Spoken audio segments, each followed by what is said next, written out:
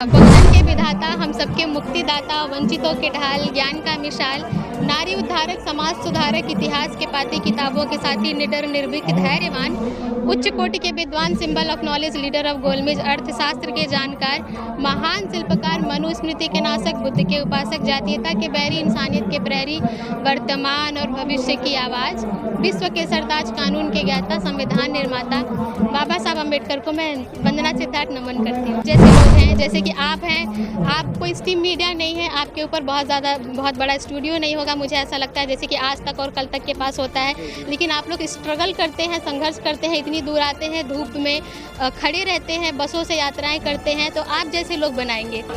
बुद्ध की है, बुद्ध में भारत था, है, रहेगा, लेकिन हमें तकलीफ किसी बात की नहीं है। और जो आप लोग कह रहे हो कि हमें तकलीफ है, ऐसा कुछ भी नहीं है। हाँ, वो जो बुद्ध के साथ वो पाखंडवाद को जोड़ देते हैं, वो उससे हमें तकलीफ है। आपको पता ही होगा किस तरीके से जितने स्तूप बने थे उनको ध्वस्त कराए गए, किस तरीके से इतिहास मिटाया गया। आज भी जब खुदाई होती है तो उसका मिलता है सबूत।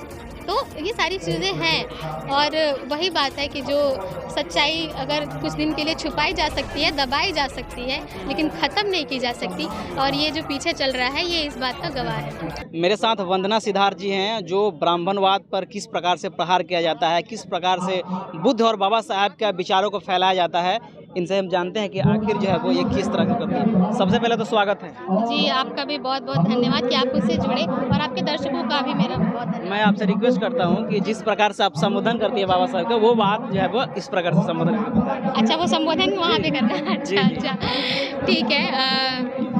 एक सेकेंड।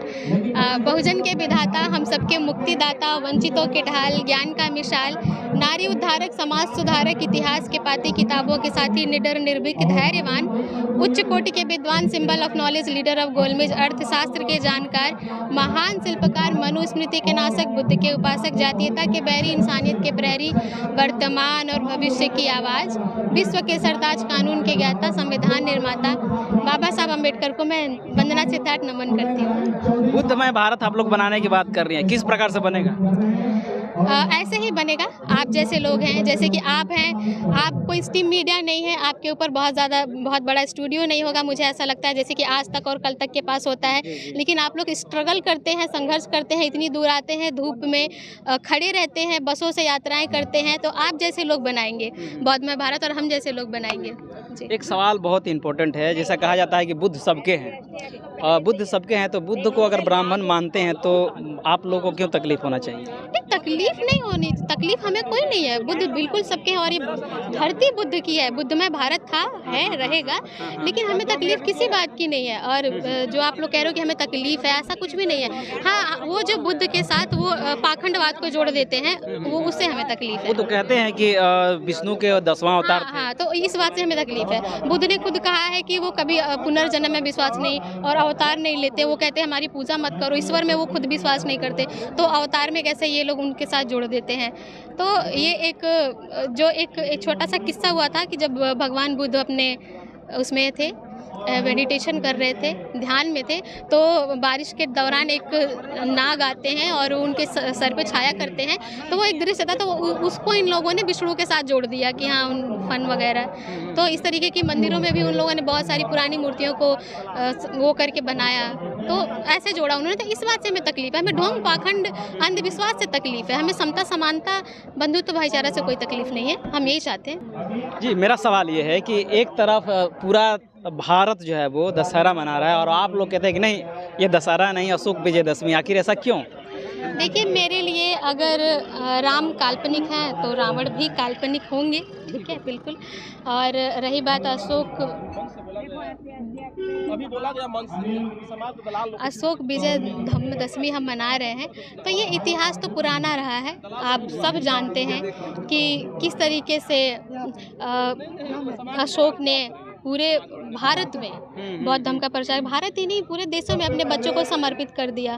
और उन सारी चीज़ों को मिटाने के लिए हमारे जितने भी त्यौहार हैं, हमारे जितना भी एक स्पेशल डे होता है, उन हर चीज़ में ये लोग अपना ला देते हैं कि हाँ, मेरा दशहरा है, मेरा दिवाली है, हमारा दीपदान उत्सव होता है, तो उसमें वो दिवाली ला देते हैं। तो ऐसी बहुत सारी तमाम चीज़ें हैं कि हमारा इतिहास छुपाने के लिए एक साजिश बहुत पहले से जो चली आ रही है। आपको पता ही होगा किस तरीके से जितने स्तूप बने थे उनको ध्वस्त कराए गए, किस तरीके से इतिहास मिटाया गया। आज भी जब खुदाई होती है तो उसका मिलता है सबूत।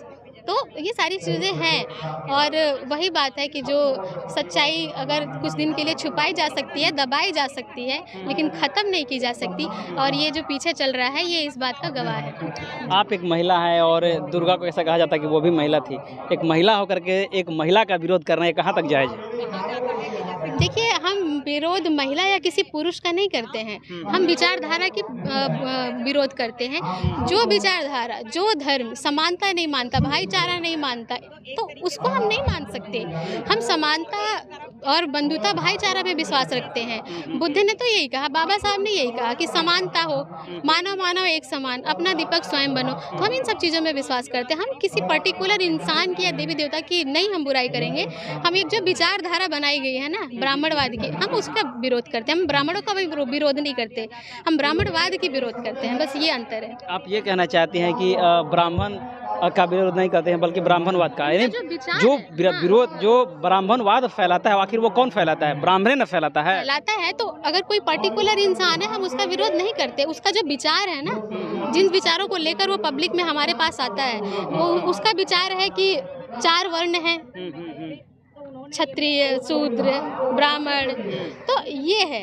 तो वो उनका विचारधारा, हम इस विचारधारा का विरोध करते हैं कि नहीं, हम सब एक हैं, हम सब समान हैं। बस इतना सा अंतर है जी। बाबा साहब जब से ये संविधान लिखे, जब से देश आज़ाद हुआ, तब से आप लोग जो है वो बुद्धमय भारत बनाने की कल्पना कर रही है, बात कर रही हैं, लेकिन वो बात कहीं बन नहीं रही है। आखिर कहाँ मिस्टेक हो रहा है? कौन मिस्टेक कर रहा है?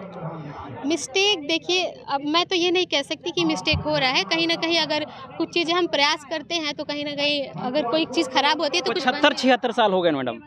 हाँ बिल्कुल। और बाबा साहब का जो एक सपना था कि हाँ बौद्धमय भारत बनेगा, और बाबा साहब ने अपने अंतिम समय में कहा था कि जब जो मेरा समय बचेगा जीवन का, मैं वो भारत को बौद्धमय बनाने में लगाऊंगा। लेकिन उनकी स्वास्थ्य ठीक नहीं थी और वो हमारे बीच जल्दी चले गए। लेकिन अब हम तैयार हुए, हमारी जैसी लड़कियां, अभी आपने मंच से सुना राखी रावण जी थी, और भी तमाम बच्चियां, और भी तमाम वक्ता, जो अच्छे अच्छे वक्ता थे, उन्होंने बोला। तो ऐसे ही बनेगा, कोशिश है, कर रहे हैं।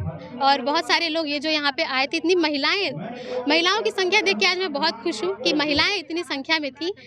तो ये एक इंटेंशन है, इंडिकेशन है कि बौद्धमय भारत जो बनाना हमारा इरादा है वो कहीं ना कहीं सफल हो रहा है। चलिए, आप नाम जो है वह जिस चीज़ से हुआ है, आपकी कविताएं से हुई है, पूरे देश भर में आपकी कविता वायरल हुई है, तो मैं चाहूँगा कि आप अपना कविता जो है वो हमारे दर्शकों को सुना दीजिए।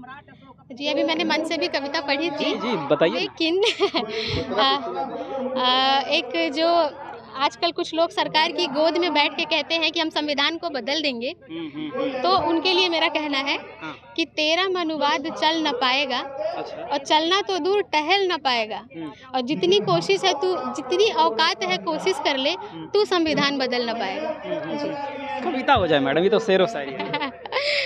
कविता तो मैंने अभी सुनाई, लेकिन ठीक है, मेरी एक बहुत ही फेमस कविता है, तो आज मैंने उसका दूसरा पार्ट पढ़ा महिलाओं के लिए। मैं वो पढ़ती हूँ कि सावित्री रहने दो हमें, रमा ही रहने दो, सावित्री रहने दो हमें, रमा ही रहने दो, घर में उजालों के लिए समा ही रहने दो, और फूलन बना के मौत को नजदीक ना लाओ, माँ बाप के अरमा है, हम अरमा ही रहने दो। बहुत शुक्रिया, धन्यवाद। Thank you. ये थे जो है वो वंदना सिद्धार्थ जी, जो काफ़ी सोशल मीडिया पर चर्चित हैं अपने कविता को लेकर के, अपनी शेर व शायरी को लेकर के, बुद्धिज़्म को लेकर, अम्बेडकराइड को लेकर के, बाकी इनके बातचीतों को लेकर के आप किस प्रकार सोच रहे हैं, प्रतिक्रिया जरूर दीजिएगा। मिलते हैं अगले खबर के साथ, तब तक बहुत बहुत धन्यवाद। Thank you.